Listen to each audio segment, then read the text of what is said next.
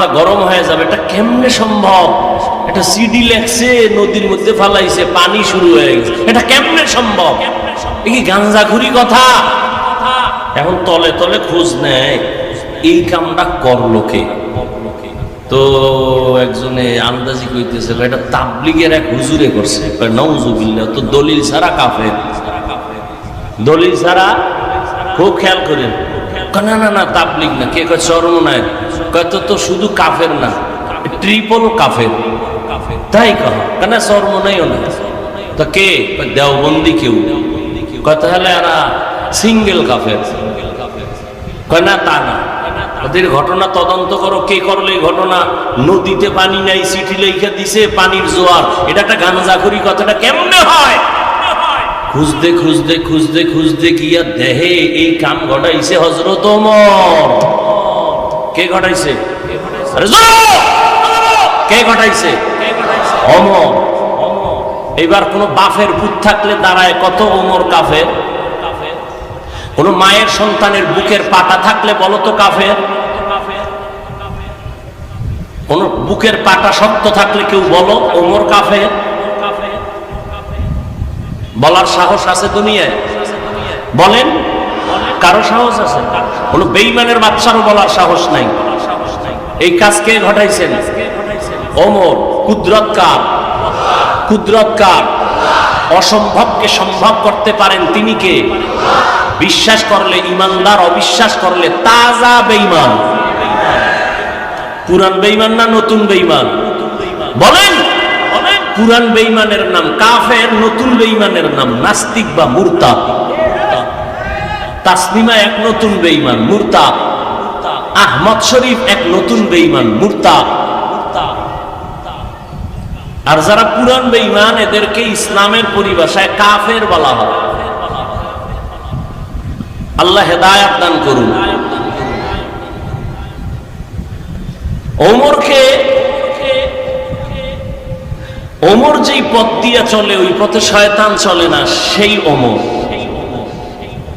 যেই ওমর 27 বছর বয়সে তরবারি নিয়ে যায় নবীকে জবাই করবে, আর সেই তরবারি নিয়ে ওমর কালেমা পড়ে তরবারি আবার মুহাম্মদের পক্ষে বেঈমানের বিরুদ্ধে দাঁড়ায় গেল। সেই ওমর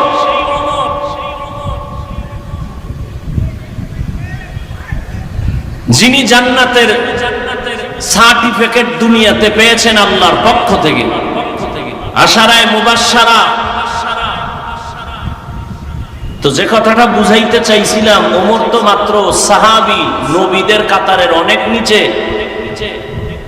আর সাহাবীদের মধ্যে দ্বিতীয়, প্রথম আবু বকর সিদ্দিক রাদিয়াল্লাহু তাআলা আনহু। আল্লাহ মাঝে মাঝে অলৌকিক কিছু দেখান, অসাধারণ কিছু ঘটাইয়া দেখান। এই অসাধারণ কিছু ঘটানো যে নবীদের বেলায় যদি ঘটে যায় তার নাম মুজিজা। নবী ছাড়া আল্লাহর ভিন্ন কোন প্রিয় বান্দাদের মাধ্যমে যদি ঘটে যায় এর নাম কারামত। কিন্তু এখানে আর একটা ভেজাল আছে। কি আছে বলেন না? ভেজাল আছে। কি ভেজাল? আমগো দেশে কিছু নামদারি মুজাদ্দিদে জামান, অলিকুল শিরোমণি আছে যে আউযুবিল্লাহ পারে না। আছে না নাই? এরা মাঝে মাঝে কিছু অসাধারণ জিনিস দেখায়, মনের কথা কইয়া দেয়। একজন আইসে, কয় তুমি আইসো কেন বউর সাথে ঝগড়া করিয়া? এখন তো বলে আপনি জানলেন কেমনে যে আমি বউর সাথে ঝগড়া করছি? তাহলে আপনি আমার আসল বাপ, আপনি আমার কাবা। এখন এটা কি বলবেন? মনের কথা বইলে ভালো। এরকম আছে, আপনার খবর না থাকলে আমরা খবর নিয়ে এগুলো বলতেছি। আছে, মনের কথা বইলে দেয়।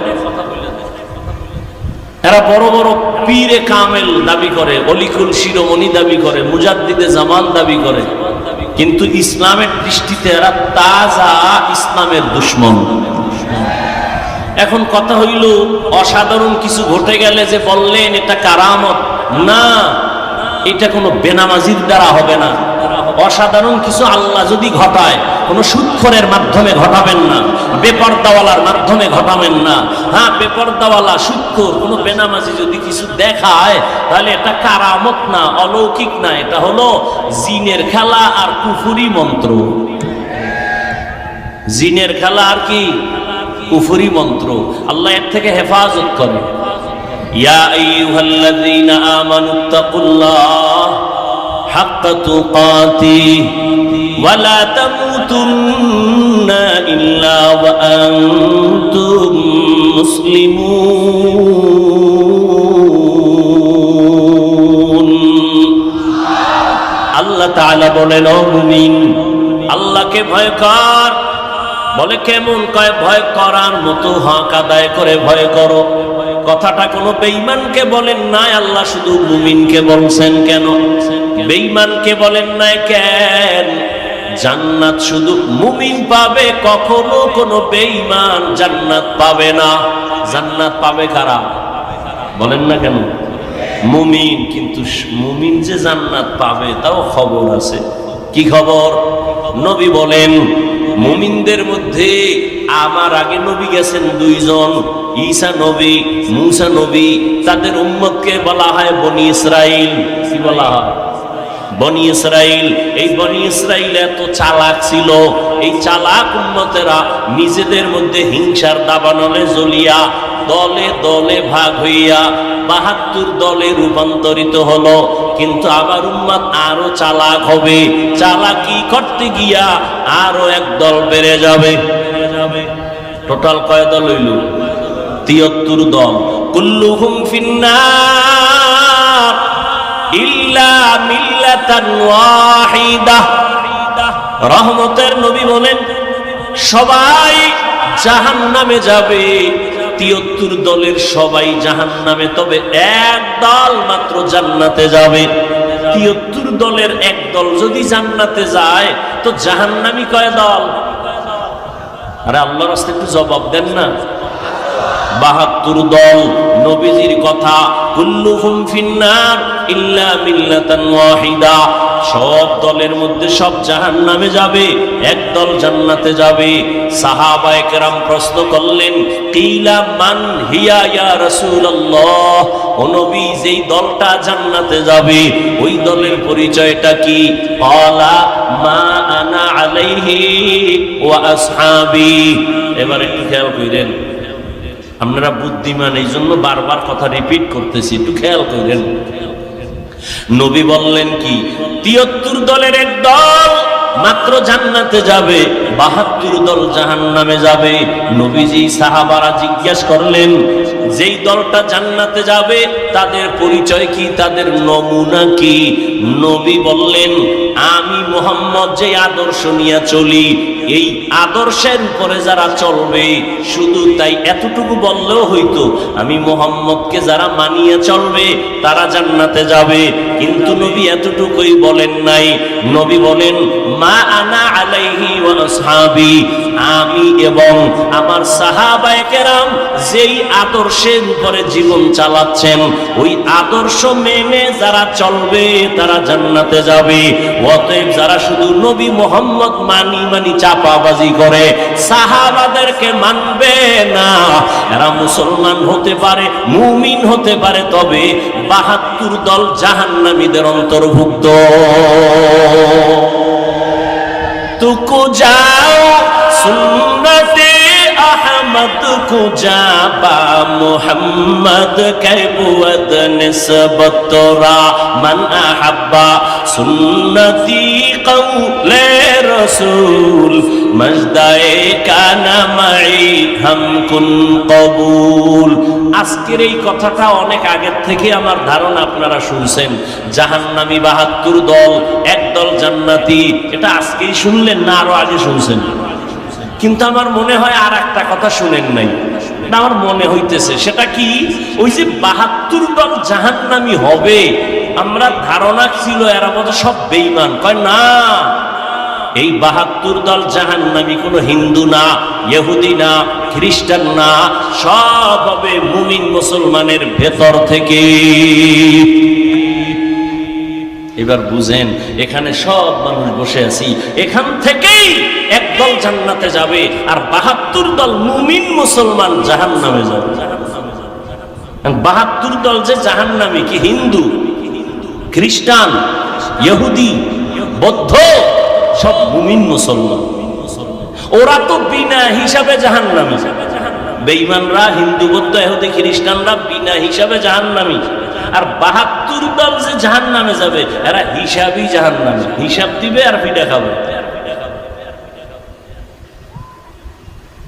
আল্লাহ ওই ৭২ দল মুমিন মুসলমানের কাতার থেকে আমাদেরকে হেফাজত করেন। এখন একদল হিসাবে যে জান্নাত পাবো তার মাপকাঠি কি? যারা নবী মানবে, সাহাবায়ে কেরামদেরও মানবেন। এখন বলবেন নবী মানলে কি আর সাহাবায়ে কেরামের মানার প্রয়োজন আছে? হ্যাঁ আছে। কারণ দুনিয়াতে মানুষ জীবনকে পরিচালনার জন্য সব সমাধানের মাধ্যমে ডাইরেক্ট আসে নাই, ইজমায়ে উম্মতের পেছনে দৌড়াতে হবে, সাহাবায়ে কেরামের সমাধান মানতে হবে। এই রকম বহু বিধি বিধান আছে, সাহাবায়ে কেরামের অনুসরণ না করলে বান্দা দুনিয়াতে ইসলাম মানতে পারবে না, চলতে পারবে না। এরে নবীর আশিক, আল্লাহ পাক রব্বুল আলামিন বলেন তোমরা আমাকে ভয় করো, মুমিনেরা ভয় করার মতো হক আদায় করে। সাহাবায়ে কেরাম এ আওয়াজ শুনিয়া চোখের পানি ছেড়ে রহমতের নবীকে বললেন, হে আল্লাহর রাসূল, আল্লাহ যত বড় ওই পরিমাণ বড় হিসাব করে ভয় করা কারো দ্বারা সম্ভব না, আমরাও পারবো না। নবী বলেন ঠিকই তো, আল্লাহ যত বড় তার হক আদায় করবে কোন বান্দা? ও আল্লাহ, এটা বড় অসম্ভব। আল্লাহ পাক সাথে সাথে জিব্রাইলকে পাঠায় দিয়ে আসান করে দিলেন, ও জিব্রাইল, নবীর কাছে গিয়া আওয়াজ দিয়া দাও, ইত্তাকিল্লাহা মাস্তাতাতুম, আমার হক আদায় করে ভয় করার দরকার নাই। আমি বান্দাকে ভয় করতে বললাম, তার সাধ্য মতো যেন ভয় করে, তার পূর্ণ চেষ্টা দিয়া ভয় করবে। এখানে আপনারা যারা বসে আছেন, আমি যদি জিজ্ঞাসা করি আল্লাহকে কারা কারা ভয় করেন, সবাই দু হাত উঁচু করে বলবে আমরা সবাই আল্লাহকে ভয় করি। বলবে না? বরং অনেক চালাক বাঙালি বলবে হুজুরগো থেকে বেশি ভয় করি, নামাজ না পড়লে কি হবে, আমগো ঈমান তাজা। ঠিক নি? অথচ এখানে বেনামাজির অভাব নাই, ফজরের নামাজ পড়ে নাই, জোহরের সময় ওয়াজ হবে শুই না আসছে, কপাল বড় খারাপ, জোহরের নামাজটাও পড়ে নাই। মোনাজাতের পরে সবাই যাবে, আজান হবে, আসরের নামাজও পড়বে না। আমি টুপি আর নামাজ ঠিক রেখা বলি আল্লাহকে ভয় করি, আপনি নামাজ বাদ দিয়ে বলেন আল্লাহকে ভয় করি। আমি হালাল খাইয়া বলি আল্লাহকে ভয় করি, আপনি হারাম খাইয়া বলেন আল্লাহকে ভয় করি। আমি পর্দা রক্ষা করে বলি আমি আল্লাহকে ভয় করি, আপনি বেপর্দায় চইলা বলেন আমি আল্লাহকে ভয় করি। আমি বান্দা পর্দা রক্ষা করি, হালাল খাই, নামাজ পড়ি, মিথ্যা বলি না, আপনি মিথ্যা কথা বলিয়া বলেন আল্লাহকে ভয় করি। আমি কারো গীবত করার চেষ্টা করি না, কেন? আল্লাহর ভয়। আর আপনি গীবত করেন, ফেসবুকে লেখেন আর বলেন আল্লাহকে ভয় করি। সব কি সমান? কথা বলেন না কেন? সব সমান না। তাহলে আসলে ভয় কি জিনিস বুঝি না। قال النبي صلى الله عليه وآله وسلم اتق المحارم تكن أعبد الناس। আল্লাহ তাআলার নবী বলেন আল্লাহকে ভয় কর আর আল্লাহর নিষিদ্ধ জিনিস থেকে নিজেকে বাঁচাও, তো আল্লাহ মানুষের সামনে মর্যাদা বাড়ায় দিবেন। হারাম থেকে বাঁচো, গুনাহের থেকে বাঁচো। আল ইহতিরাজ আনিল মাসিয়া, আল্লাহকে ভয় করার মানেটা কি? সন্তান মা বাবাকে ভয় করে, প্রমাণ মা বাবার সামনে সন্তান অন্যায় করে না। কেন? বলে মাইরের ভয়, বেতের বাড়ির ভয়, শিক্ষকের ছাত্র ভয় করে। প্রমাণ কি? বলে একটা ছাত্র শিক্ষকের সামনে অপরাধ করে না। কেন? শাস্তির ভয়। ঠিক যেই বান্দা আল্লাহকে ভয় করবে ওই বান্দা গলায় ছুরি লাগাবে কিন্তু দাড়ির মধ্যে ছুরি লাগাবে না। হরকে দারত খৌফে হক দর দিল মাদারম জান্নাতুল মাওয়া দেহাত উরা মাকাম জুজবা হাকচি জে মখাদ ইনসুজা ফজলে উ আমস্তে দর জুমলা জাহা। রাগ করেন আপনারা? ভাই আপনি সত্যটা আমল করেন না ঠিক, কিন্তু মাইনা নিয়েন, মানার মধ্যেও একটা বরকত আছে, আছে না নাই? যে ভাই টুপি পরা এটা ভালো জিনিস, আপনি পরেন না ঠিক কিন্তু বললেন ভালো, এই ভালো বলার দ্বারা আল্লাহর রহমত এক সময় আসবে, দেখবেন হেদায়েতের দরজা খুলে যাবে। আর যদি চাপাবাজি করেন, মেজাজ গরম করেন, অহংকারী ভাব দিয়ে এখন টুপি না পরলে অসুবিধা কি? নবী কইবে তোর মতো বেয়াদব আমার উম্মত না হইলে অসুবিধা কি? সাবধান, চালাকি বহু করছেন, আর কইলেন না। সব জায়গায় চালাকি চলে না।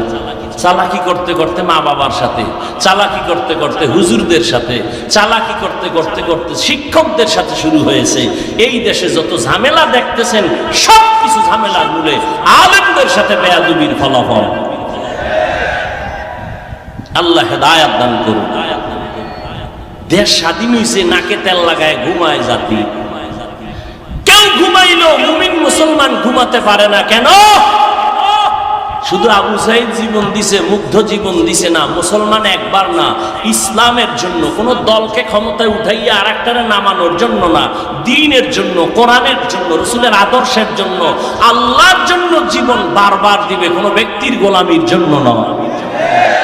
বারবার জীবনের প্রয়োজন হলে জীবন দিবে, আর নাকে তেল লাগায়া সেদিন ঘুমাবে মুসলমান যেদিন কোরআনের বয়ান চলবে ময়দানে, ওলামায়ে কেরাম দায়িত্বহীন ভাষায় কলিজা দিয়ে বয়ান করবে, কিন্তু কোনো বেনামাজি সুদখোর থেকে অনুমতি নেওয়ার প্রয়োজন হবে না।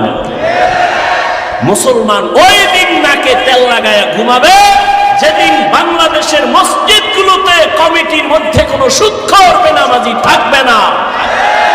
মুসলমান নাকে তেল লাগায় ঘুমাবে সেদিন যেদিন এদেশের মাদ্রাসাগুলোর মধ্যে কোনো বেনামাজি সুদখোরের হস্তক্ষেপ থাকবে না।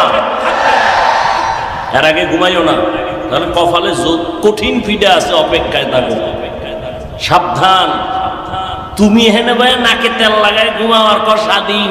আর ঢাকা শহরে আম্মা জানেরা সাংবাদিক সম্মেলন করে কয়, আমরা দেহ ব্যবসা করছিলাম, আমগো অধিকার আবার ফেরত চাই। সাংবাদিক সম্মেলন করতেছে, প্রেস কোয়ার্টারের বেশ্যাপাড়ার নারীরা বলে আমাদের অধিকার নিয়ে আমরা থাকবো, আমাদের উপরে আক্রমণ কেন? সংবিধান আক্রমণের অনুমতি দেয় নাই, আমগো অধিকার ফেরত দাও। নারীরা অবাধে জেনা করবে, আর যদি বলে সংবিধান সে অধিকার দিয়েছে, সে সংবিধান মানার অধিকার মুমিনের হতে পারে না। আল্লাহ হেদায়েত দান করুন। আরো আস্তে করে বলুন, ইয়া আইয়ুহাল্লাযীনা আমানুত্তাকুল্লাহা হাক্কা তুকাতিহ। এক নাম্বার আল্লাহ পাক কর্মসূচি দিলেন, ও মুমিন, আমি আল্লাহ বড় আদর করে তোমাদের বানাইছি, কোন বেঈমানের জান্নাত দিব না, আমি আল্লাহ জান্নাত দিব শুধু মুমিনদের। কাদেরকে? কথা বলেন ভাই। আর মুমিনরাও যে পাবে হিসাবটা বুঝেননি, কত ফিডার পর মুমিনদের মধ্যে ৭২ দল জাহান্নামে যাবে, এক দল জান্নাতে যাবে। অন্তরে ভয় ভয় ভয়, আমি কি এক দল জান্নাতীদের অন্তর্ভুক্ত হতে পারলাম নাকি ৭২ কাতারের মধ্যেই থেকে গেলাম? এই চিন্তাও মুমিনের মধ্যে এখন হয় নাই। আরামে খাই আর ঘুমাই, কোনো চিন্তাই নাই। আর এই চিন্তা যাদের মধ্যে আছে, এদের খানা খাইতে গিয়াও কান্না, আরে খানাটা আমার পেটে হালাল ভাবে ঢুকলো নি, কে পাকাইয়া খাওয়াইলো? যে আমারে খানা পাকাইয়া খাওয়াইছে ওই পাকানেওয়ালা রাধুনি, পর্দা করেনি, হালাল খায়নি, খবর নাই। ইবাদত আল্লাহর কাছে কবুল হওয়ার পূর্ব শর্ত হালাল খানা। কয়জন আল্লাহর বান্দা বলতে পারবেন আমি একজন পাক্কা মুসলমান, আমার ঘরে যত রান্না বাড়ি হয় আমার স্ত্রী রান্না করে, বিনা অজুতে কোনো পাক করে না? কয়জন মুসলমান বলতে পারবেন? এগুলো তো চিন্তাই করেন না। রহমতের নবী বলেন, যেই ঘরের মেয়েরা মহিলারা মাথায় কাপড় রাখে না, ওই ঘরে রহমত আসে না, ওই ঘরে বরকতের রিজিক আসে না। পয়গম্বরের এক সাহাবী 11 বছর বয়সের আগে রহমতের নবীর হাতে হাত লাগাইয়া কালেমার শপথ নিলেন পতাকা উড্ডীন করার জন্য। কয় বছর বয়সে? 11 বছর বয়সের আগেই। কেউ বলেন 8 বছর, কেউ বলেন 10 বছর, কেউ বলেন 9 বছর।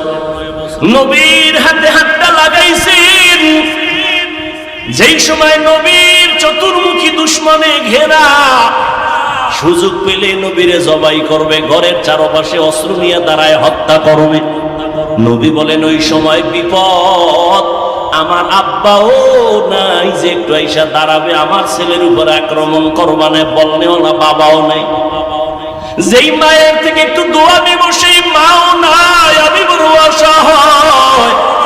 ওই বিপদের সময় একমাত্র আমার উপকার যারা করেছে তারা যুবক, আর বিরোধিতা করেছে যারা বুড়া। বুড়ারা বিরোধিতা করছে, যুবকেরা উপকার করছে। ও চাপাই নবাবগঞ্জের যুবক, তুমি নবাব হইছো নামে না খামে? হিসাব মিলাও তাড়াতাড়ি। নবী বলেন যুবকেরা উপকার করেছে, বুড়ারা বিরোধিতা করেছে। আবু জাহিল্লা নবীর দুশমন বুড়া, আবু লাহাব নবীর দুশমন বুড়া, উতবা নবীর দুশমন বুড়া, সায়েবা নবীর দুশমন বুড়া। আর যুবক আল্লাহর নবীর হাতে হাত লাগাইয়া দ্বীনের সহযোগী হয়ে গেলেন হযরত আলী। হযরত আলী 11 বছরের আগে নবীর হাতে হাত লাগাই দিলেন। এতদিন ছিলেন চাচাতো ভাই, এখন তিনি সাহাবী। কিছুদিন পরে হবেন তিনি জামাতা। কি হবেন? ও যুবক, তোমার বয়স মাত্র 25-30, বলো তোমার দ্বারা আমার নবীর উপকার কি হলো? তুমি নিজে নামাজ পড়ো না, যদি একটা যুবকের বলতার নামাজ পড়ে তারে যদি ধন্যবাদ দিতা অন্তত এটাও সান্ত্বনা পাওয়া যাইত। কিন্তু তোমার কপাল এত খারাপ, নিজেও নামাজ পড়ো না, যারা নামাজ পড়ে তাদেরও পছন্দ করো না। তোমার কপাল এত খারাপ কেন বুঝি না রে যুবক। নিজেও দাঁড়িয়ে রাখো না, যারা দাঁড়িয়ে রাখে নবীর মোহব্বতে তাদেরও পছন্দ করো না। জানি না তোমার কপালে কার অভিশাপ লাগছে। মনে হয় যেন মোবাইলটা সারা রাত চালায়া চালায়া কবিরা গুনাহ করার কারণে আমার আল্লাহ বেজার। সারা রাত্র মোবাইল চালাইয়া কবিরা গুনাহ করছো, তোমার মা বাবার অভিশাপ তোমার কপালে লেগেছে। যেই যুবকের চেহারাটা 40 বছর পর্যন্ত নষ্ট হওয়ার কথা না, সেই যুবকের চেহারা 25 বছরে কেন নষ্ট? বলো তোমার চেহারার মধ্যে কেন উজ্জ্বলতা নাই? তোমার চেহারার দিকে তাকাইলে কেন মায়া লাগে না? তোমার চেহারার দিকে তাকাইলে কেন ঘৃণা লাগে? এর একমাত্র কারণ সারা রাত মোবাইলে গুনাহ করেছো, আল্লাহ রাগ করে তোর চেহারার নূর নিয়ে গেছে, চেহারায় আলো নাই। আল্লাহ না করুন, আল্লাহ না করুন, আল্লাহ না করুন। এই সময় যদি মইরাই যাও তা তোরে কি স্মরণ করবে মা বাপ? কানবে ঠিক, কিন্তু মনে মনে বলবে একটা বিপদ গেছি গা। কারণ ছেলেটার চরিত্র এত খারাপ যে ওর কারণে সমাজে মুখ দেখাইতে পারি। ও যুবক বাবা, তুমি জীবনের এই 25 বছরে কি অর্জন করলা? মা বাবার বড়দোয়া, শিক্ষকের বড়দোয়া, আলেমদের বড়দোয়া, তোমার এই জীবনের কামাই বড়দোয়া। আর এই নিয়ে কবরে যাবা, আফসুস তোমার জন্য। আল্লাহ বলেন এখনো সময় আছে, তওবার দিকে ফিরে আসো। আল্লাহ বলেন আমি মুমিনকে জান্নাত দিব। কাদেরকে দিবেন? কোন বেঈমান পাবে না। কিন্তু আল্লাহ আরো কত দয়া কইরা বলতেছেন আমি যে মুমিনের জান্নাত দিব, আমি চাই আরো মোহব্বতের জান্নাতে দেই। কি কয় যে আমি চাই আমার মুমিন যেন সূর্যের আলো মাথায় লাগার আগেই বিনা হিসাবে জান্নাতে যায়। আপনারা কি হিসাব দিয়ে যাবেন জান্নাতে না বিনা হিসাবে? না পাওয়ার টাওয়ার থাকলে তো বলতে পারেন যে আমার পাওয়ার আছে, খোদার লগে বুঝপড়া কইরা জেরা কইরা এরপরে হিসাব দিয়া যাব, দেখি খোদাই কি করে। কি হিসাব দিয়া না বিনা হিসাবে? আল্লাহ কবুল করো। আল্লাহ কয় বিনা হিসাবে জান্নাতে যদি যেতে চাও আর আমি আল্লাহও দিতে চাই, তবে কর্মসূচি দুইটা ঠিক কইরা আইও। এক, আমাকে ভয় করো। দুই, মুসলমান হইয়া মরো। মুফতি হইয়া মরো বলে নাই, বক্তা হইয়া মরো বলে নাই, পীর হইয়া মরো বলে নাই, কামেল পাশ কইরা মরো বলে নাই, দাওরা পাশ করে মরো বলে নাই, কোটি টাকার মালিক হইয়া মরো বলে নাই। আল্লাহ বলে তুই পীর না মুরিদ, ডাক্তার না রুগী, ইমাম না মুক্তাদি, ধনী না ফকিন্নি জানার দরকার নাই। ফিডা থেকে যদি বাঁচতে চাও, বিনা হিসাবে জান্নাত চাও, মুসলমান হইয়া মর। মুসলমান না হইয়া মরিস না, সাবধান। মুসলমান না হইয়া কেউ মরবা না। এক সোরার ঘরের সোরায় কয় মুসলমানও হব না, মরব। আল্লাহ কইছে মুসলমান না হইয়া মরবা না। তার মানে কি মুসলমান হওয়ার জন্য সময় আলাদা বান্দা আছে? কয় না, এক সেকেন্ডের কোনো ভরসা নাই। তাহলে কি অর্থ? মুফাসসিরিন একরাম বলেন, যেহেতু মৃত্যুর সময় বাধা নাই, এক সেকেন্ডের ভরসা নাই, অতএব মুসলমান না হইয়া মরিও না কথার ব্যাখ্যা হলো মুসলমান হইতে দেরি করিও না। এখন আপনারা এখানে যারা আছেন সবাই মুসলমান না? কি ভাই মুসলমান না? এটা বলতে কি আপনাদের ভয় লাগতেছে? গর্ব করে বলবেন আপনি মুসলমান না? মুমিন না? নাকি আমরা শুধু মুমিন, মুসলমান না? না শুধু মুসলমান মুমিন না? বিষয়টা কি এমন? আমরা মুমিনও মুসলমান, সবাই মুসলমান। এরপর আল্লাহ বলেন মুসলমান না হইয়া মরিও না। মুমিনকে বলছেন, কোন বেঈমানকে বলেন। কারণ মুসলমান কারে কয়? মুসলমান বহু বচনে, অহেদ এক বচন মুসলিম। ইসলাম থেকে মুসলিম। ইসলাম অর্থ কি? ইসলাম অর্থ হলো আত্মসমর্পণ করা। মুসলিম শব্দের অর্থ আত্মসমর্পণকারী। ইসলাম মানে শান্তি না। সালাম শব্দের অর্থ শান্তি। ইসলাম শব্দের অর্থ আত্মসমর্পণ করা। আল ইসলাম গরদান নেহাদান বতাআত, বিনয়ের সাথে আল্লাহর কাছে, আল্লাহর হুকুমের সামনে নিজেকে আত্মসমর্পণ করার নাম ইসলাম। আত্মসমর্পণকারীর নাম মুসলিম।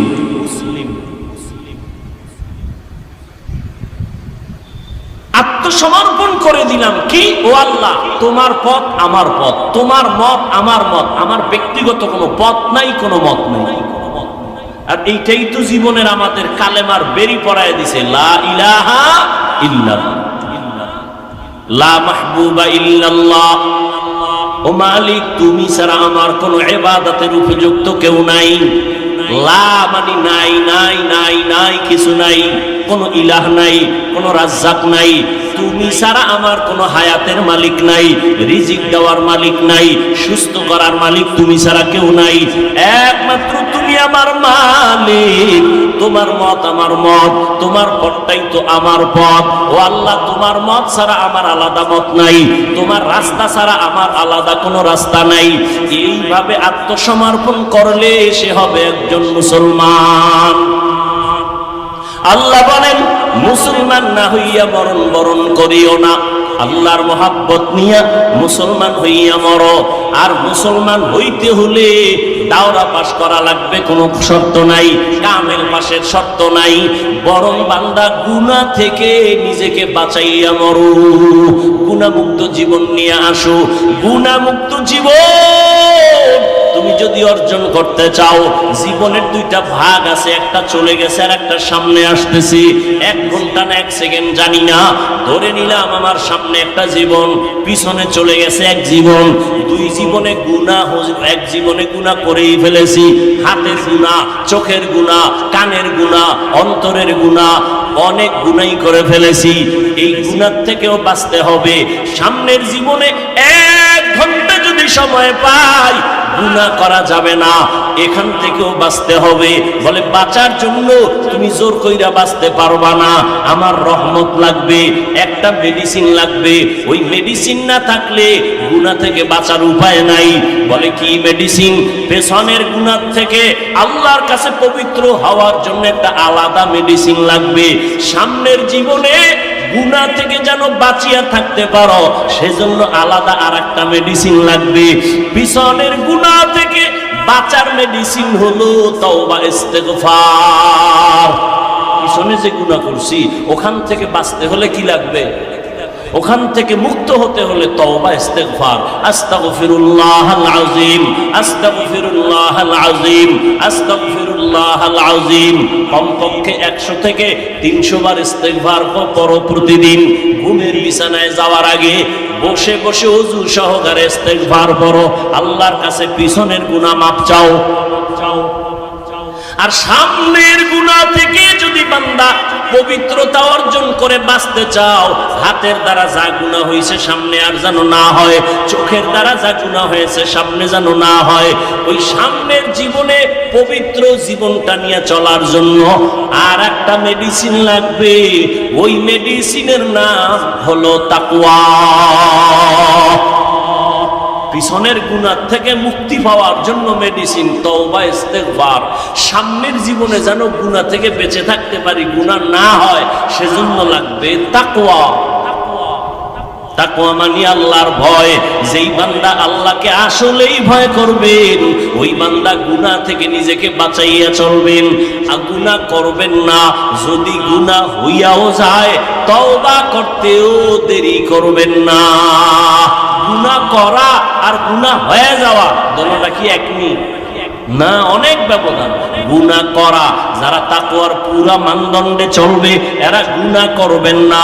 যদি গুনাহ হইয়া যায়, তওবা করতেও তারা দেরি করবেন না। ওয়া আম্মা মান খাফা মাকামা রাব্বিহি ওয়া নাহান নাফসা আনিল হাওয়া ফাইন্নাল জান্নাতা হিয়াল মাওয়া। আল্লাহর আদালতে দাঁড়াইয়া হিসাব দেওয়ার ভয় যারা দুনিয়াতেই নিজেকে গুনাহ থেকে বাঁচায় রাখবে, ও নবী তাদের সুসংবাদ দিয়া দেন, আমি আল্লাহ তাদেরকে জান্নাতুল মাওয়ার মেহমান বানায় দিব। আতিনা ফি দারে দুনিয়া না হাসান, আতিনা ফি দারে উকবানা হাসান, ইয়া গিয়াসাল মুস্তাগীসিন اهدنا الافتخار بالعلوم والغنى। আল্লাহর ভয়। আমাকে একটু বলেন তো, সত্য কথাটাই বললেন, ইনশাআল্লাহ বলবেন নি? আচ্ছা, আপনারা এখানে যে বসছেন, ওলামায়ে কেরামের বয়ান শুনছেন, সত্য বলেন তো, আল্লাহর ভয় নিয়ে বলেন। এই যে 1 ঘন্টা বয়ান শুনলেন, 2 ঘন্টা শুনলেন, অন্তরের মধ্যে কি একটু বাড়ি লাগছে, ধাক্কা লাগছে? সত্যটা বলেন, আসলে লাগছে? লাগছে? জীবনের মধ্যে একটা চিন্তা ঢুকছেনি? তো 1 ঘন্টা আলেমের সামনে বইয়া বয়ান শুনলে যদি হালকা ধাক্কা লাগে, আর যেই মানুষটা আল্লাহর প্রিয় বান্দা, আলেম যাদের বয়ানে দিল নরম হয়, চোখে পানি আসে, এদের সামনে যদি মাসকে মাস, বছরকে বছর সময় লাগায়, সে তো গুনাহ মুক্ত হইয়া পবিত্র অন্তর নিয়ে জান্নাতের ছবি দেখা কবরে যাবে। আউলিয়ারা কারে উকবা ইখতিয়ার, জাহেলারা কারে দুনিয়া ইখতিয়ার। ও বৃদ্ধ বাবাজি, ও যুবক বাবারা, আল্লাহর মোহাব্বত নিয়ে বলছি রে বাবা, এত কষ্ট, চিল্লায় চিল্লায় কথা বলা, জমিনের মধ্যে এত কষ্টের আর কোনো কাজ নাই। কথা বলার মতো কষ্টের কাজ, তাও যদি হয় আবার 1 মিনিট, তো টেনশন নাই। কিন্তু যদি হয় সেটা আনলিমিটেড, আবার যদি সেটা লেখা থাকে, এত টেনশন নাই, একটু চা টানলাম, দেখে দেখে বয়ান করলাম। আর যদি সেই বয়ানটা হয় না দেখে, তো আরো কঠিন। বুঝেননি? বুঝেননি? ভালো করে বুঝেন যে কি কষ্ট করে দেশের আলেম ওলামারা, বুঝো। আবার যদি সেই বান্দা মুখস্থ বয়ান করে, আবার যদি টাইম মতো খানা না থাকে, ঘুম না থাকে, একটা মানুষ যদি টাইম মতো ঘুমাইতে না পারে, তার চলাফেরার ব্যালেন্স থাকে না, কথার ব্যালেন্স ঠিক থাকে না, লোকটা পাগলের মতো হয়ে যায়। এ আমাদের ঘুম নাই, খানা নাই, পাগলের মতো দৌড়ায় সারা দেশের ভেতরে। এরপরে ঘন্টাকে ঘন্টা বয়ান।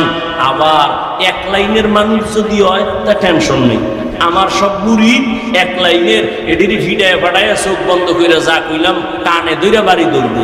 কিন্তু পরিবেশটা কেমন? হরেক ধরনের মানুষ এখানে ম্যাগনেট মাথা লয়ে বইছে। যারা হাফিজুর রহমানের মোটামুটি কাফের কইলেও খুশি, এরাও এই সিফায় দাঁড়ায় বয়ান শুনতেছে। এই পরিবেশে উপায় কি? এতগুলো মানুষের মাথা অন্তর ঠিক রেখা কথা বলা রবের করুণা দয়া ছাড়া সম্ভব না। এরপরও ঘন্টাকে ঘন্টা রাষ্ট্রপতি প্রধানমন্ত্রী জাতির সামনে একটু ভাষণ দেয়। কয় মিনিট? 5 minute, 7 minute. কি মুখস্থ? না, এটার আগে লেখার জন্য একটা টিম বানায়। বক্তব্য কি দেবো লেখা দাও। লেখে সিঁড়ি, লেখে সিঁড়ি, লেখে সিঁড়ি, এরপরে দেয়। এটারে মোতালা করে 13 বার। মোতালা কইরা 5 মিনিটের বক্তব্য জাতির সামনে দেয়। একটা শব্দ যদি ভুল হইয়াই যায়, জাতি আমার বিরুদ্ধে আন্দোলন করবে। প্রধানমন্ত্রী রাষ্ট্রপতি যদি ভাষণ দেয় 5 মিনিটের, তা লেখা দেয়। ও আল্লাহর বান্দা, আমরা ঘন্টাকে ঘন্টা বয়ান করি। জহুরের পরে বয়ান, আসরের পরে বয়ান, মাগরিবের পরে বয়ান, ফজরের পরে বয়ান, টাইম মতো ঘুম নাই, খানা নাই। এই রকম যদি প্রতিদিন 12 মাস দৌড়ানো লাগে, এর মধ্যেও তো 2-1টা ভুল হওয়াই তো স্বাভাবিক। আর এই ভুলটা যারা ধইরা যেই মুসলমান আলেমের সম্মান নষ্ট করার ষড়যন্ত্র করে, এর মতো কুলাঙ্গার বেয়াদব এই জমিনে কেউ হতে পারে না।